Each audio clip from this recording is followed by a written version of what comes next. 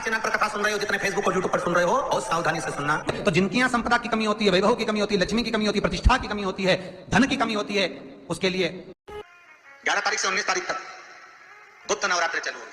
गुप्त नवरात्र करो आराधना, कुछ नहीं तो एक फूल तो शंकर को चढ़ाना चालू करो, कम से कम एक पुष्प तो चढ़ाओ। जिसको लगता है कि मेरे परिवार में कोई दूसरा व्यक्ति हस्तक्षेप कर रहा है, या मेरा पति किसी पर नारी के साथ में रह रहा है, या नारी किसी पर पुरुष के साथ में रह रही है, तो माखन थोड़ा सा प्रतिदिन मां जगत जननी के मंदिर में अवश्य समर्पित करें। 9 दिन तक समर्पित करोगे, कैसा भी दोष होगा, कैसे भी ग्रह होंगे, वो सब हट जाएंगे और जीव आपका होगा। ये वो नवरात्र है जिसमें प्रेम आनंद बढ़ता है, स्नेह बढ़ता है। ये वो नवरात्र, ये कोई साधारण नवरात्र नहीं है। भाई भाई में अगर द्वेष हो रहा है, विवाद चल रहा है, अदालत में बात चल रही है, कोई समझौता नहीं हो रहा, एक दूसरे से बातचीत बंद है, करो नवरात्र। यही गुप्त नवरात्र धारण करो। 9 दिन कुछ भी आप बाबा को पुष्प समर्पित करो। फूल लगता क्या है, कोई यहाँ लिखा तो आनंद रामायण में ये थोड़ी लिखा कि एक सोने की अंगूठी समर्पित करो, उन्हें तो लिखा पुष्प, केवल पुष्प, केवल पुष्प, इससे ज्यादा कुछ नहीं। भगवान को दीजिए। कोई कामना है आपकी नहीं हो रही, लग जाओ 11 तारीख से, 11 तारीख लग जाओ, बाबा को दीजिए, उसको मनाने का प्रयास करें।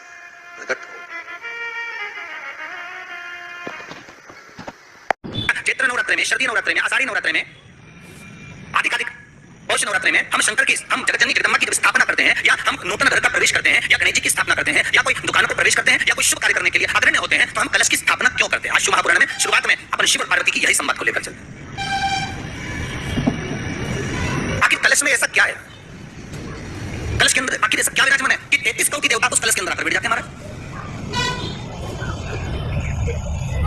आप कोई यज्ञ करने जा रहे हो, आप कोई पोथी पुराण करने जा रहे हो, आप कोई अच्छा कार्य करने जा रहे हो, तो ब्राह्मण देवता कहते थे कलश की स्थापना होगी, कलश की शोभा यात्रा निकलेगी, कलश यात्रा निकलेगी, कलश विराजमान होगा।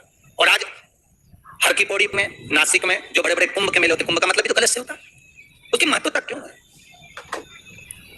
उस कुंभ की, उस घड़े की महत्वता कहां से प्रकट हो गई?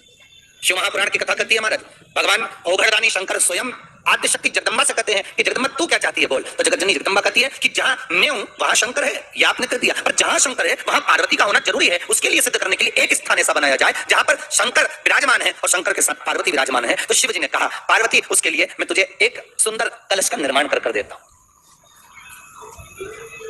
दुनिया का रचनाकार, दुनिया की रचना करने वाले महाराज, संपूर्ण ब्रह्मांड की रचना करने वाले, जिनको भगवान शिव ने स्वयं ब्रह्मदेव से कहा कि ब्रह्मा जी तुम सृष्टि खंड को आगे बढ़ाइए, सृष्टि की रचना करिए। और आज ही के दिन, यही चैत्रीय प्रतिपदा के दिन, यही इसको कहते हैं नया संवत्सर, नया वर्ष हिंदू धर्म में क्यों कहा जाता है? आज ही के दिन ब्रह्मा जी ने महाराज सृष्टि की रचना करना प्रारंभ करा था। आज ही के दिन भगवान शिव और ब्रह्मा का संवाद हुआ था। सीधे भगवान शंकर ब्रह्मदेव के पास जाकर बोले थे, हे ब्रह्मदेव आप सृष्टि की रचना करिए। तो ब्रह्मा जी ने पूछा था, सारे नक्षत्र आपने बनाए, सारे दिन आपने बनाए, सारी घड़ियां आपने बनाई, सारा पल आपने बनाया, मनुष्य की श्वास गिनती काउंटिंग अर्थात मनुष्य के शरीर की रोमावली, ये सब आपने निश्चित करी है।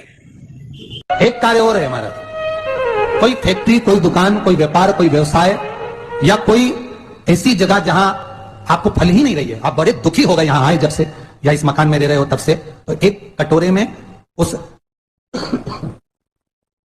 जो ईख होता है, गन्ना होता है, उसको छील कर उसके 11 टुकड़े, 11 बेलपत्र, 11 शमी पत्र घर के किसी भी स्थान पर रख दीजिए। और उसको रखने के बाद सोमवार के दिन बेलपत्र के पेड़ के नीचे इतना सा खड्डा खोद कर उसको दाब दीजिए, उसमें मिट्टी डाल दो और थोड़ा सा जल उस पर समर्पित कर आ जाओ।